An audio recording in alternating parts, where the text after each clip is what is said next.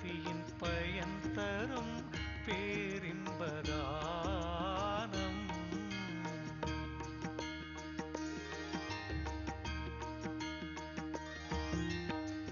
அருளுடன் பொருள் தரும் ஆனந்த கீதம்.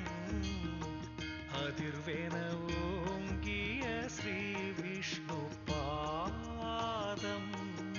ஸ்ரீராம் ஸ்ரீராம் ஜெய ராம் ஜெய ஜெய ராம்.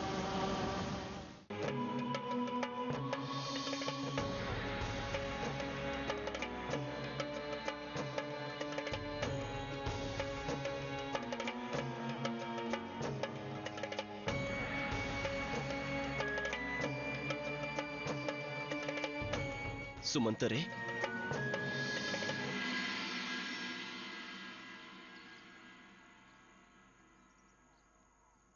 தாங்கள் இங்கு எதற்காக வந்துள்ளீர்கள்? மன்னரின் வாக்கு நிறைவேறிவிட்டது.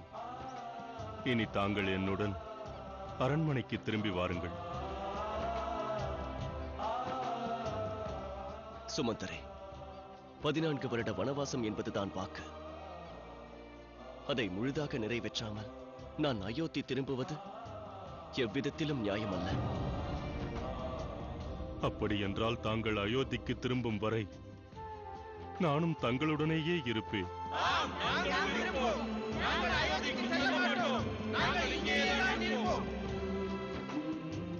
லக்ஷ்மணா,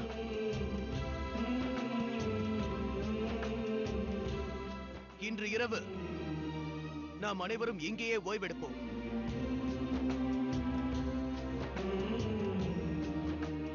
லக்ஷ்மணா, கூறுங்கள் அண்ணா. எப்படியாவது அனைவரையும் மீண்டும் அயோத்திக்கு அனுப்ப வேண்டும். தாங்கள் கவலை கொள்ளாதீர்கள் அண்ணா. இவர்கள் அனைவரும் விடிந்த பிறகு திரும்பி விடுவார்கள். இவர்கள் உறக்கத்திலிருந்து விழித்திருக்கும் பொழுது நாம் இவர்களை விட்டு வெகு தூரம் சென்றிருப்போம்.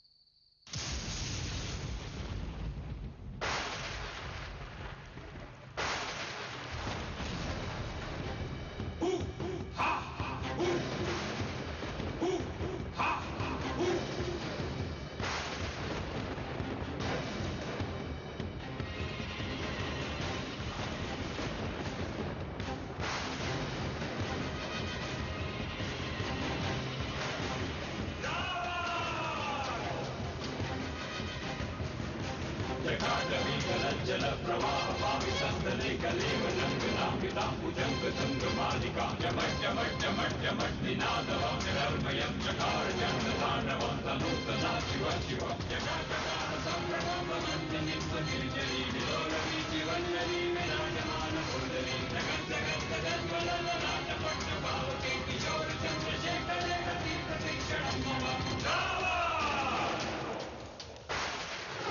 जनाभुजंगपिंगलं सुरक्षणामयीं प्रभातदं मंत्रवप्रविक्तदिग्धरूपके पदांग सिन्दुरस्फुरस्वदुत्तरीयमे दुरे मनोविनोदोद्यतं विभक्तभूतभर्तरि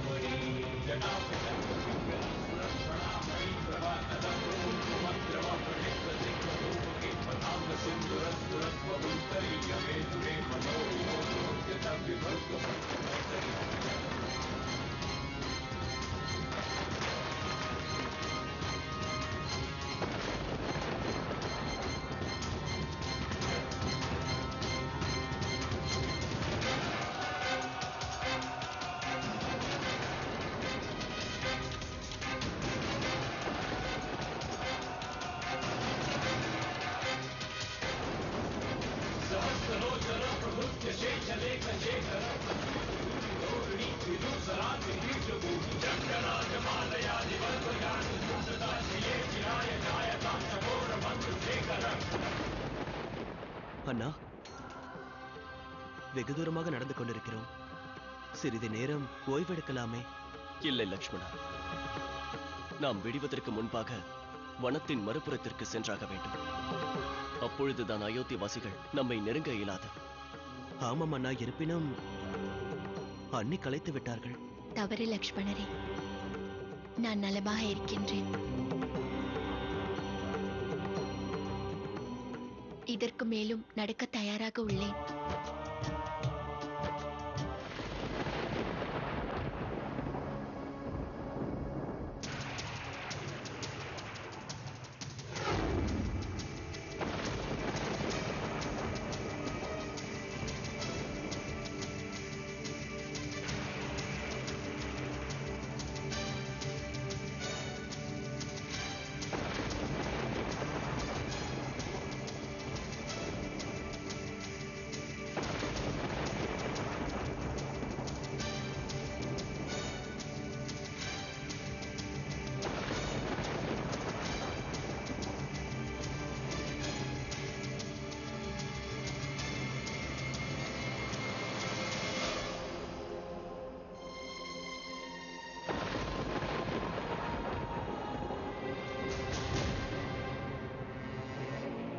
மனதில் எழுந்த குழப்பத்தை போக்கிக் கொள்ள வந்தாயா லங்கேஸ்வரா?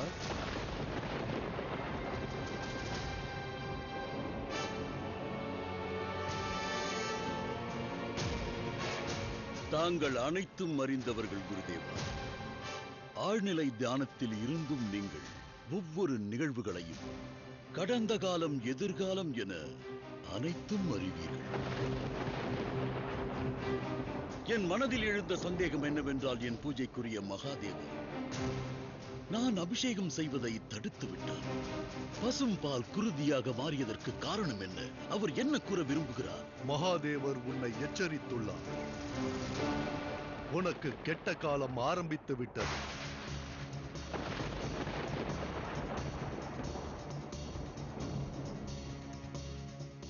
கெட்ட காலமா? லங்கேஸ்வரன் ராவணனுக்கு கெட்ட காலமா? அண்ட சராசரங்களும் இந்த தசானந்தன் ராவணனுக்கு கட்டுப்பட்டு இருக்கிறது குருதேவா. ராவணன் தான் காலத்தை தீர்மானிப்பார், காலம் ராவணனை அல்ல.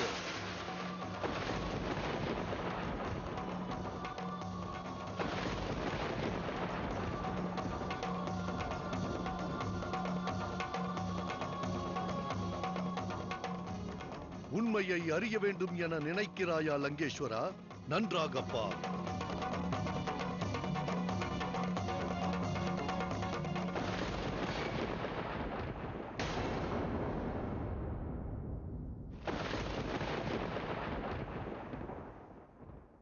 இது எனது ஜாதகம். இதுதான் உன் ராசி சக்கரம். உண்மையை அறிய விரும்புகிறாயா? அதோ பார். சனீஸ்வரன் உனது ஜென்மராசி கட்டத்தில் தனது காலடியை வைத்துள்ளார்.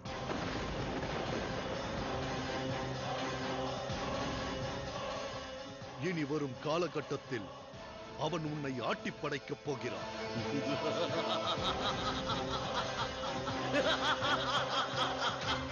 குருதேவா, என்ன ஆயிற்று உங்களுக்கு? என்னை அவன் ஆட்டி படைப்பதா? ஆம், உனது ஜாதகத்தில் சனீஸ்வரனின் பார்வை பட்டுவிட்டது. இனி உனக்கு கெட்ட காலம். சனீஸ்வரன் ஒன்றை அறிய மாட்டான். இந்த ராவணனிடம் மகாதேவர் அளித்த திருசூலம் இருக்கிறது. அதன் சக்தியை கொண்டு சனியின் பிடியில் இருந்து என்னால் விலக இயலும். ஆனால் அந்த திரிசூலத்தின் சக்தி உனது தீய செயல்களால் செயலிழந்து விட்டது. அதை நீ மீண்டும் பெறுவதற்கு மாபெரும் தவத்தை புரிய வேண்டும். நான் நிச்சயம் தவம் புரிவேன் குருதேவா. நான் செய்யும் தவத்தை கண்டு ஆழ்கடலில் இருக்கும் எரிமலைகள் கொப்பளித்து சந்திரனும் சூரியனும் என் தவ வலிமையால் வேறு திசையில் எழுவார்கள். இந்த புவியின் சுழற்சி என் தவத்தை கண்டு நின்று பிறகென்ன அந்த சனி அல்ல, மூவுலகிலும் 33 கோடி தேவர்களாயினும் இந்த ராவணனை எதிர்க்க முடியாத அளவிற்கு சக்திசாலியாகி விடுவேன்.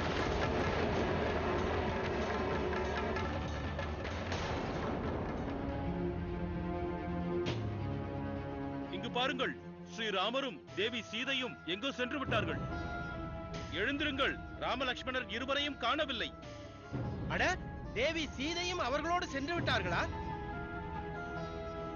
ஒருவேளை நம்ம இங்கே தனியே தவிக்க விட்டு சென்று விட்டார்களா?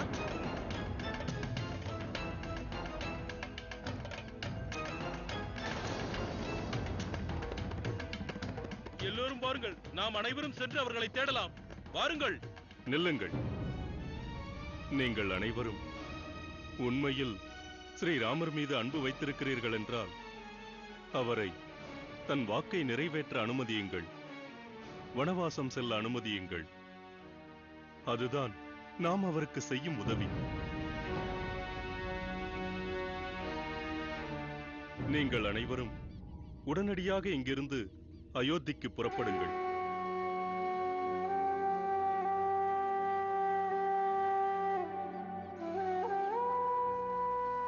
ஸ்ரீராமா, என்னை ஏன் இந்த நிலைக்கு ஆளாக்கி விட்டீர்கள்?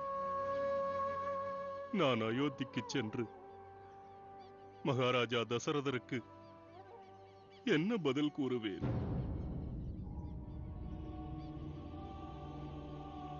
ஜாக்கிரதை அண்ணா.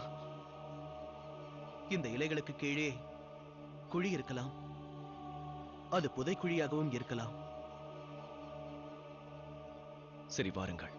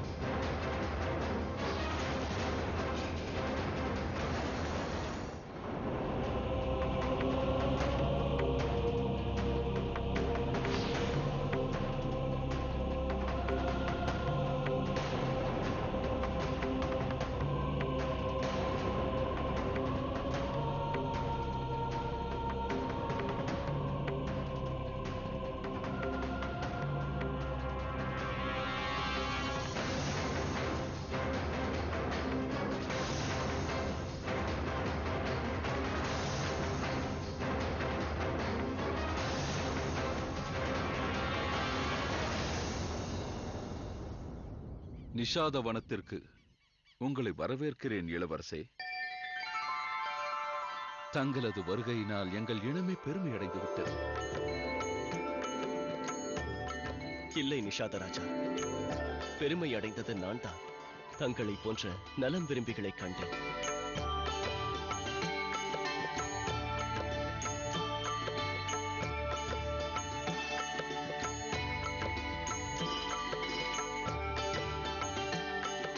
வாருங்கள் இளவரசே, தங்களுக்கு சேவை செய்ய வாய்ப்பை தாருங்கள். இல்லை நிஷாத ராஜா, அரண்மனையையும் சுகபோக வாழ்க்கையையும் நாங்கள் துறந்து விட்டோம். இனி நாங்கள் வாழவிருக்கும் 14 வருடம் வனத்தில் மட்டும்தான் இருக்கும். இதுதான் என் தந்தையான மகாராஜா தசரதரின் கட்டளை. ஆனால் இளவரசே, தங்களது பாத கமலங்களை பதித்து எனது குடிலை புனிதமாக்குங்கள்.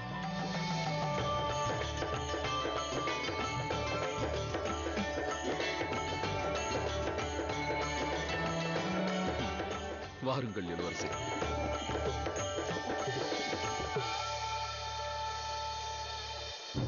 நான் கூறுவதை ஏன் நம்ப மாட்டேன் என்கிறீர்கள்? நான் ராமனை திரும்பி அழைத்து வரச் செல்ல சுமந்தரை அனுப்பி இருக்கிறேன். வந்து விடுவான். குருதேவரே, என் ராமன் வந்து விடுவான் அல்லவா? தைரியமாக இருங்கள் மன்னா. அயோத்தியின் மாமன்னர் மகாராஜா தசரதரே, ஒரு சின்ன குழந்தையைப் போல் ஏன் ராமனின் பெயரை புலம்பிக் கொண்டிருக்கிறீர்கள்? நீங்கள் ஒரு சக்கரவர்த்தி மன்னராவீர். நீங்கள் ஒரு குழந்தையைப் போல் இவ்வாறு புலம்புவது மதிப்பை தரவில்லை. வாயை மூடு கைகை. இந்த அயோத்தியின் சக்கரவர்த்தி ஆவதற்கு முன்பு நான் ஒரு தந்தை. ஆனால் இதில் ஒரு ஆச்சரியம் என்னவென்றால் மன்னா, நீங்கள் ஒரு சக்கரவர்த்தி என்பதை மறந்து விட்டீர்கள்.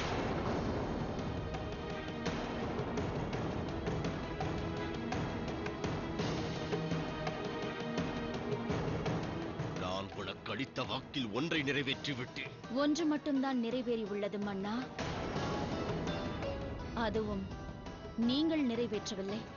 கடமை தவறாத உங்கள் மகன் ராமன் அதை நிறைவேற்றினார். இன்னும் உங்களது முதல் வரம் நிறைவேறாமல் தான் இருக்கிறது. கைகை,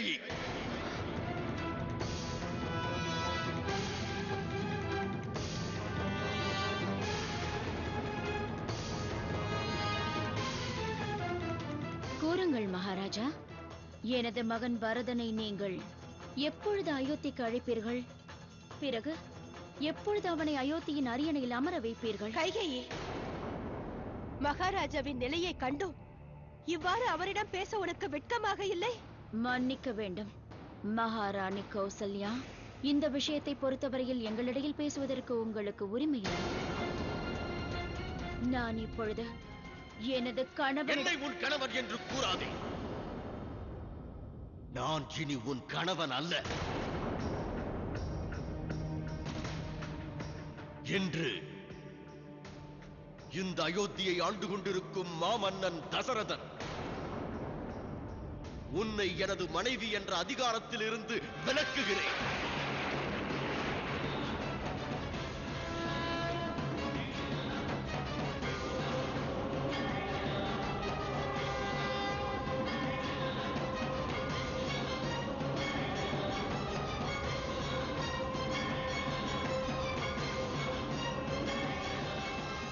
எல்லாம் வல்ல இறைவனிடம் நான் வேண்டிக் கொள்வதெல்லாம் ஒன்றுதான்.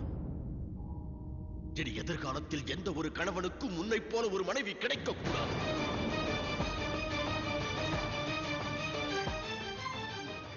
எந்த ஒரு மகனுக்கும் உன்னைப் போல ஒரு தாய் கிடைக்கக்கூடாது.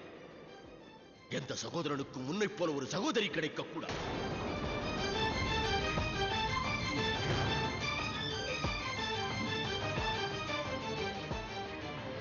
கைகேயி, நீ பெண் வடிவத்தில் இருக்கின்ற ஒரு ராட்சசி.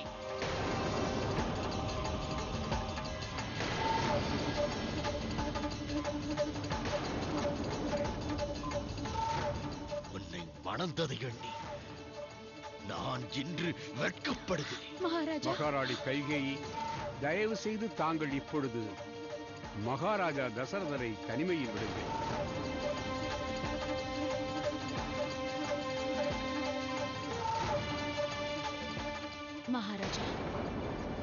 உங்கள் கடமையை மறுப்பதில் நீங்கள் கை தேர்ந்தவர்.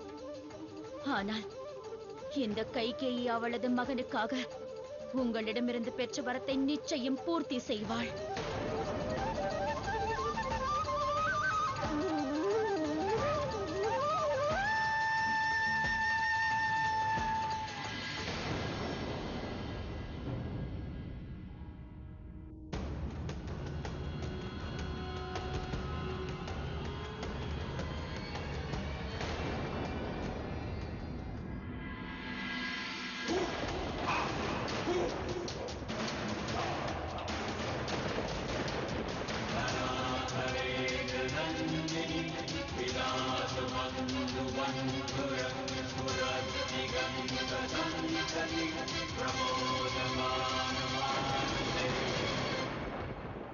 உங்களது சிந்தனையை நான் நன்றாக அறிவேன்.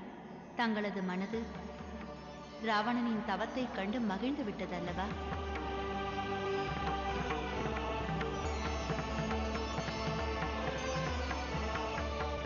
தாங்கள் ராவணனுக்கு அவன் தவத்திற்கான பலனை அளிக்க மாட்டீர்கள் அல்லவா? மகாதேவி, நீ என்ன கூறுகிறாய்? சுவாமி, தாங்களே நன்றாக அறிவீர்.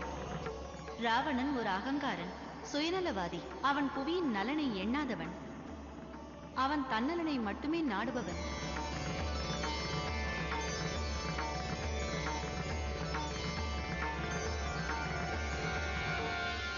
நீங்கள் உங்கள் திரிசூலத்திற்கு சக்தி அளித்தீர்கள் என்றால் அதன் பிறகு ராவணன் சூரிய புத்திரரான சனியை என்ன செய்வானோ? ராவணன் என் பரம பக்தன் என்பதை நீ மறந்து விட்டாயா தேவி? ஆனால் ஒன்றை நீங்கள் மறந்து விட்டீர்கள் மகாதேவா. பகவான் விஷ்ணுவின் அவதாரமான ஸ்ரீராமர் புவியில் ராவணனின் அக்கிரமத்தை அழிப்பதற்காகத்தான் அவதாரம் எடுத்துள்ளார். அதோடு அவர் இந்த காரியத்தை நிறைவேற்ற புறப்பட்டு விட்டார். நீங்கள் எண்ணினால் அவருக்கு இந்த காரியத்தில் உதவியாக இருக்க இயலும்.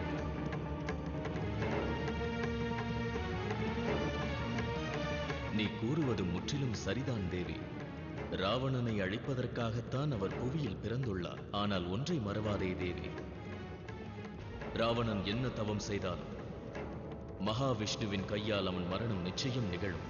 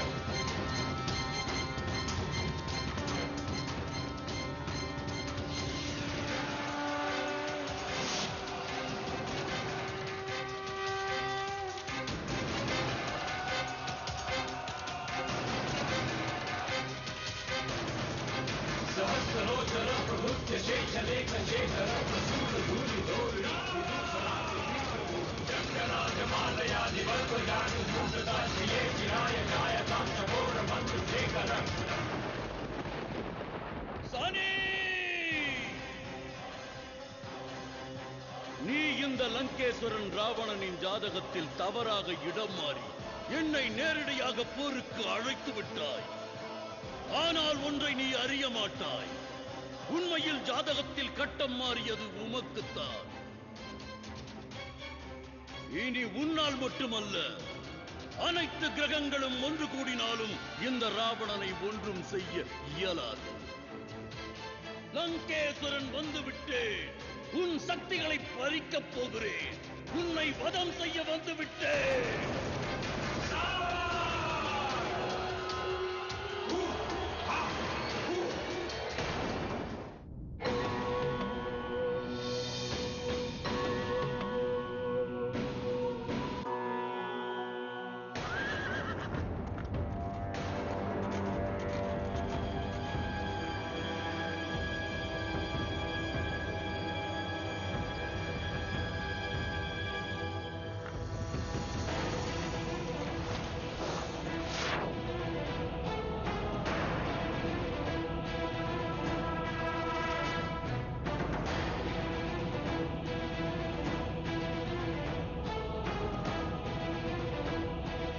சசிகேது,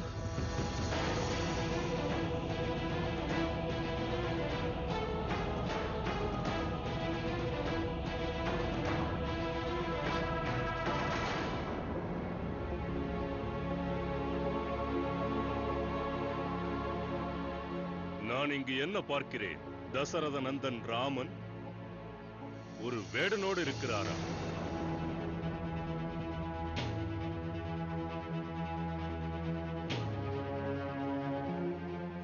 இந்த சசிகேதுவின் வணக்கங்களை ஏற்றுக்கொள்ளுங்கள் தசரத நந்தரே.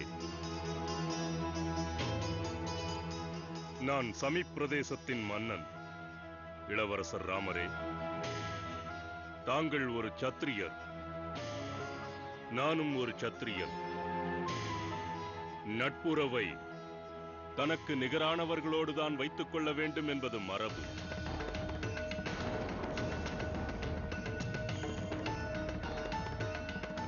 இந்த எளியவர்களால்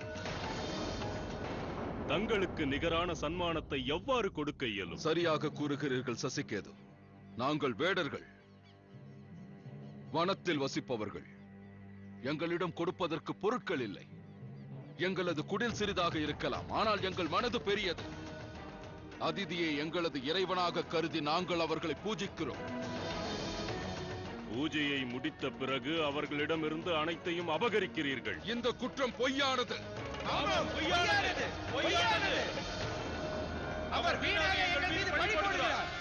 பொய்யான குற்றச்சாட்டை எங்கள் மீது சுமத்தாதே. இளவரசர் ராமர் எங்கள் நண்பர். அவரை நாங்கள் வரவேற்றோம். தக்க மரியாதையோடு அவரை எங்கள் இல்லத்திற்கு அழைத்துச் செல்வது எங்கள் கடமை. எங்களது கடமையை சரிவர செய்யாமல் தடுக்க உங்களால் இயலாது. என்னால் என்ன செய்ய இயலும் என்பதை உன்னால் யூகிக்க கூட முடியாது நிஷாத ராஜா. எங்கள் வழியிலிருந்து விலகுங்கள் சசிகேது. இளவரசர் ராமர் எங்களுடன் தான் வருவார். இதோ பாருங்கள் இளவரசே, இவர்களோடு என்ன பேச்சு? ஒரு சத்திரியனோடு தான் தாங்கள் வருவீர்கள் என்று கூறிவிட்டு என்னோடு வந்து விடுங்கள். சசிகேது, நாம் அனைவரும் பரம்பொருள் பரமேஸ்வரரின் பிள்ளைகள்.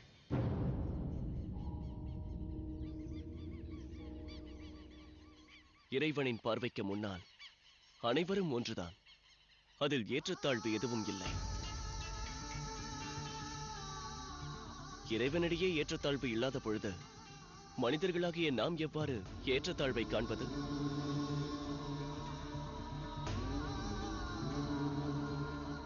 நிஷாத ராஜாதான் முதலில் எங்களை வரவேற்றார். ஆதலால் நாங்கள் இவரது விருந்தோம்பலை தான் ஏற்போம். வாருங்கள் நிஷாத ராஜா. எனக்கு ஏற்பட்ட இந்த அவமானத்திற்காக உன்னை நான் நிச்சயம் பழி வாங்குவேன் நிஷாத மன்னா. பழி வாங்கியே தீருவேன். ராமா, ராமா, மன்னா, ராமா, மன்னா, எங்கிருக்கிறாய் மகனே? மன்னா, ராமன் எங்கே சுமந்தரே? அவனை காண என் கண்கள் துடிக்கின்றன. அவன் எங்கிருக்கிறான்? என்னை அழைத்துச் செல்லுங்கள் சுமந்தரே. மன்னா, இளவரசர் என்னோடு வர மறுத்து விட்டார்.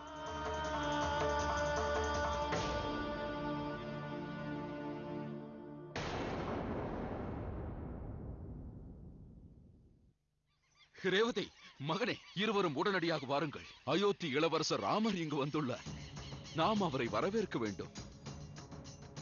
என்ன கூறுகிறீர்கள்? அயோத்தியின் இளவரசர் இங்கு வந்துள்ளாரா? நாம் உண்மையில் அதிர்ஷ்டசாலிகள். மகனே, இது போன்ற வாய்ப்பு மீண்டும் கிட்டாது. வா என்னுடன்.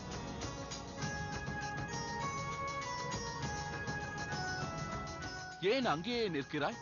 தந்தையே, நேற்று இரவு நீங்கள் ஊர் மக்களிடம் கூறினீர்களே, அந்த இளவரசர் தான் இவரா? தனது தந்தை அளித்த வாக்கை நிறைவேற்றுவதற்காக அயோத்திய ராஜ்யத்தையும் தனது தாய் தந்தையரையும் தனியாக விட்டு வனவாசத்திற்கு புறப்பட்டவர் இவர்தானா? ஆம் மகனே, இவர்தான் அந்த இளவரசர். அயோத்தி மன்னர் மகாராஜா தசரதரின் மைந்தன். தந்தையே, அயோத்தியின் இளவரசர் ஸ்ரீராமர் ஒரு கோழையா?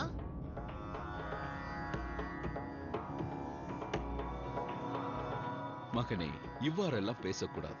அவர் ஒரு மாவீரர். தாடகையை போன்ற அரக்கியை வதம் செய்தவர் அவர். மகரிஷி விஸ்வாமித்திரரின் யாகத்தை காப்பாற்றியவர். இத்துணை வீரம் இருந்தும் தனது தாயாரை கண்டு அவர் ஏன் அஞ்சினார்? அது பயமில்லை மகனே. தமது தாயாரின் மீது அத்துணை அன்பு வைத்துள்ளார். இன்று இவை அனைத்தையும் ஏன் கேட்கிறாய் என்பதுதான் எனக்கு விளங்கவில்லை. நான் தெரிந்து கொள்ள விரும்புவது எல்லாம் ஒன்றுதான். அவர் சர்வ சக்திசாலி, புத்திசாலி என்றால் தனது உரிமையை அடைவதற்காக அவர் ஏன் தனது தாயாரிடம் போரிடவில்லை? ராஜ சிம்மாசனம் அவரது உரிமையாகும். அப்படி இருக்கையில் ஒரு வாக்கிற்காக அவர் அனைத்தையும் துறந்து ஏன் வனவாசத்திற்கு செல்ல வேண்டும்? நமது முன்னோர்கள் எதை கூறினாலும் அதில் ஒரு நல்ல விஷயம் இருக்கும் என்று அவர் நன்றாக அறிவார் மகனே. அதனால்தான் அப்படி செய்தார். இளவரசர் ராமரின் தாயார் அவருக்காக வேண்டிய வரத்தில் எந்த ஒரு நன்மையும் இல்லையே தந்தையே. சில நேரங்களில் இவ்வாறு நடப்பது சகஜம். நமது முன்னோர்கள் நமக்காக வேண்டும் சில விஷயங்களில் உண்மையில் நமக்கு மகிழ்ச்சி இருக்காது. நிகழ்கால சம்பவங்களுக்கு அவை ஏற்றவையாக இருக்காது. ஆனால் ஒன்றை நாம் மறந்து விடுகிறோம். முன்னோர்களின் வார்த்தைகளில் மறைந்திருக்கும் அர்த்தமானது எதிர்காலத்தில் நமக்கு மகிழ்ச்சி அளிக்கும். நமது முன்னோர்களுக்கு இருக்கும் அனுபவம், வாழ்க்கையை பற்றி அவர்களது ஞானம், இவை அனைத்தும் அவர்களுக்கு எதிர்காலத்தை காண்பிக்கும். அவர்கள் அனைவரும் தொலைநோக்கு பார்வையுடையவர்கள். இளவரசர் ராமர் இந்த உண்மையை நன்றாக அறிந்தவர். யாருக்கு தெரியும், அவரது தாயார் கைகேயின் இந்த வரத்தினால் அயோத்திக்கு மட்டுமல்ல, இந்த அண்டத்திற்கே நன்மை பெயர்க்க கூடும். காதலால் தான் இளவரசர் மறுக்கவில்லை. அந்த வாக்கை நிறைவேற்ற புறப்பட்டு விட்டார். தந்தையே, அப்படி என்றால் நீங்கள் கூறுவது மகாராணி கைகேயி இளவரசர் ராமரை வனவாசத்திற்கு அனுப்பியது இந்த உலக நன்மைக்காக தானா? மகாராணியின் வரத்திற்கு பின்னால் என்ன காரணம் இருக்கிறது என்பது எதிர்காலம் நிரூபிக்கும். அவர்கள் வரத்தின் விளக்கம் என்ன, அதன் விளைவு என்ன என்பதை நாம் அறிய மாட்டோம். ஆனால் ஒன்று மட்டும் உறுதி, இளவரசர் ராமரின் இந்த முடிவில் நிச்சயமாக லோக கல்யாணம் இருக்கிறது. வா மகனே, நேரமாகிறது. நாம் ஒரு கடமை வீரர், ஒரு மா மனிதரை வரவேற்கப் போகிறோம். வா வா வா.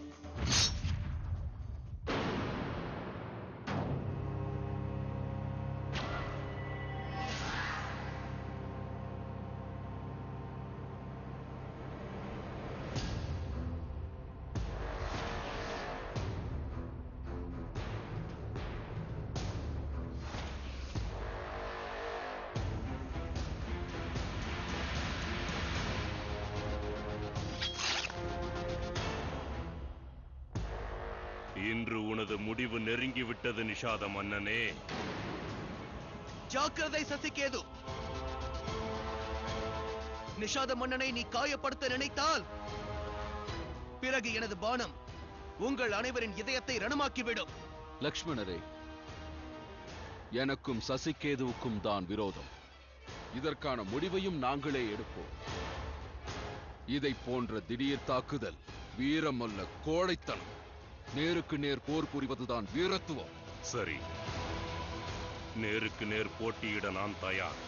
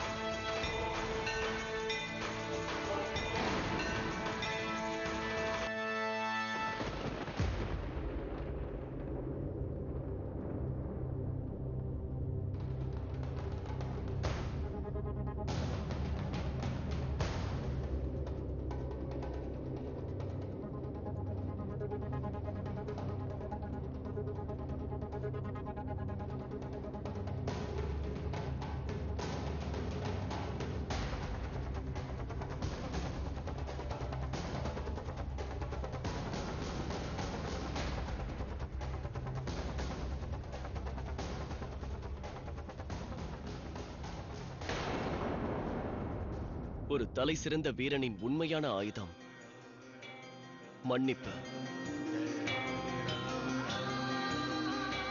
மகாராஜா சசிகேது, மனிதர்களில் ஏற்றத்தாழ்வு இருப்பது தன்னுடைய குலத்தினாலோ பிறப்பினாலோ இருப்பதில்லை, தன் குணத்தினால் உள்ளது. ஒருவன் செய்யும் நற்செயல், அவனுடைய நல்ல குணங்கள் தான் அவனை மேலோங்கச் செய்கிறது. இப்போது எனக்கு புரிந்துவிட்டது. நிஷாத மன்னனின் நல்ல குணத்தை பற்றி நான் இதுவரை புரிந்து கொள்ளவில்லை. என்னை மன்னித்து விடு நிஷாத மன்னனே.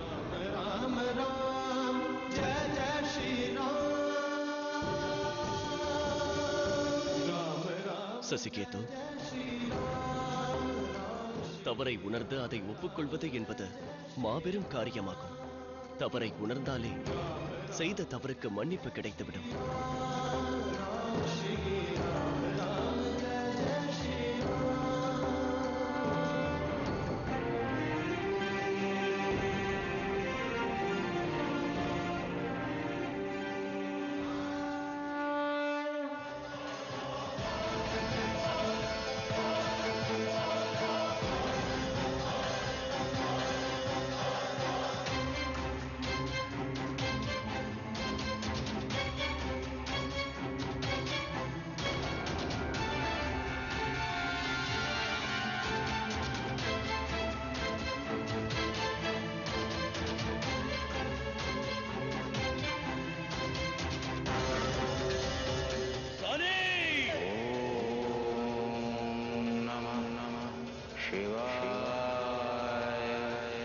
வெளியே வா சனி!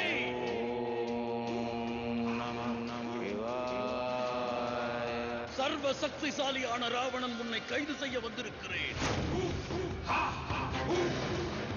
உனக்கு தைரியம் இருந்தால் வெளியே வா, என்னுடன் போர் புரிய வா.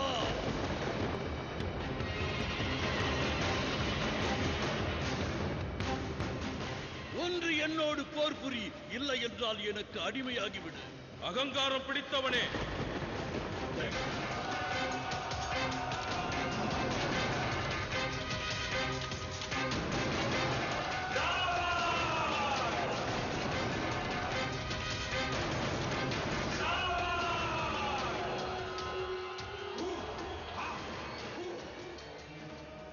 நாராயண நாராயண.